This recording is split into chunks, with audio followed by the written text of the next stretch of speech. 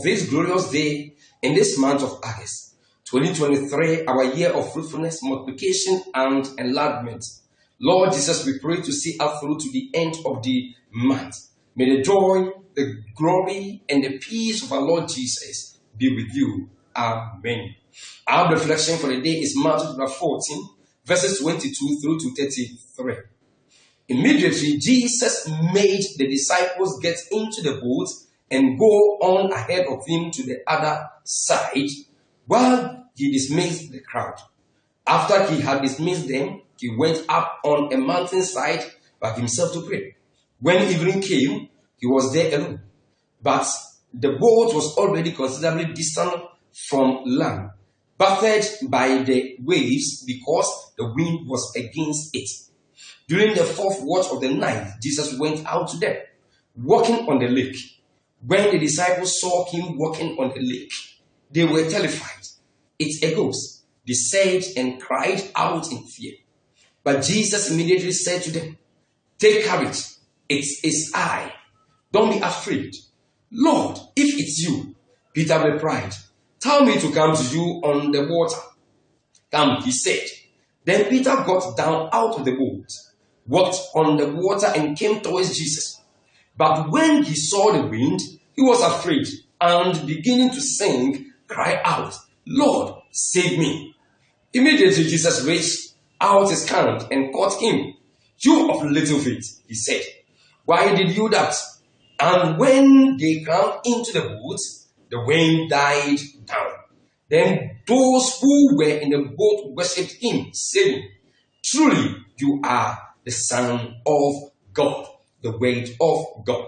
I speak to you on the topic, "O you of little faith." O you of little faith. I welcome you to the 225th day edition of our daily reflections. Jesus had fed 5,000 men in chapter 14, verses 13 to 21.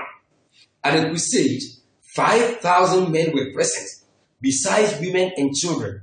Therefore, the total number of people Jesus fed could have been 10 to 15,000. The number of men is listed separately because in the Jewish culture of the day, men and women usually ate separately when in public. The children ate with the women.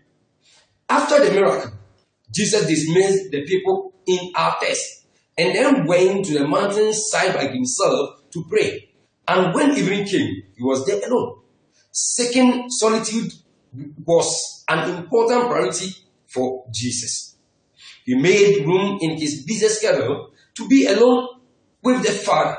Spending time with God in prayer nurtures a vital relationship and equips us to meet life's challenges and struggles. Develop the discipline of spending time alone with God. It will help you grow spiritually and become more and more like Christ. In verse 28, Peter was not putting Jesus to the test, something we are told not to do. Instead, he was the only one in the boat to react in faith. His impulsive request led him to experience rather unusual demonstration of God's power. Peter started to sink because he took his eyes off Jesus and focused on the high waves around him. His faith wavered when he realized what he was doing. We may not walk on water, but we do walk through tough situations. If we focus on the waves of difficult circumstances around us without looking to Jesus for help, we too may despair and sink.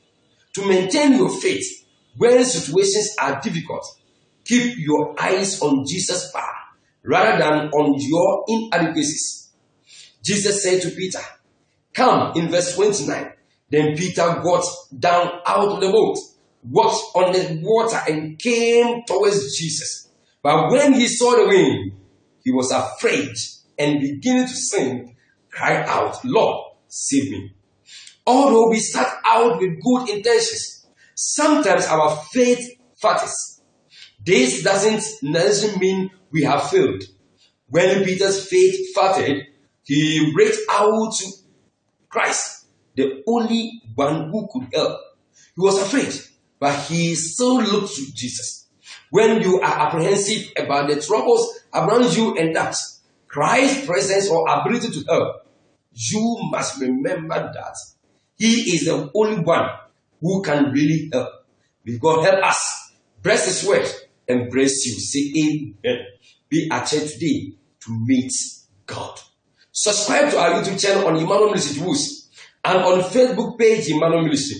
Comment, like, and share with family and friends. May God increase our faith. Have a blessed and great Sunday. Shalom. Peace.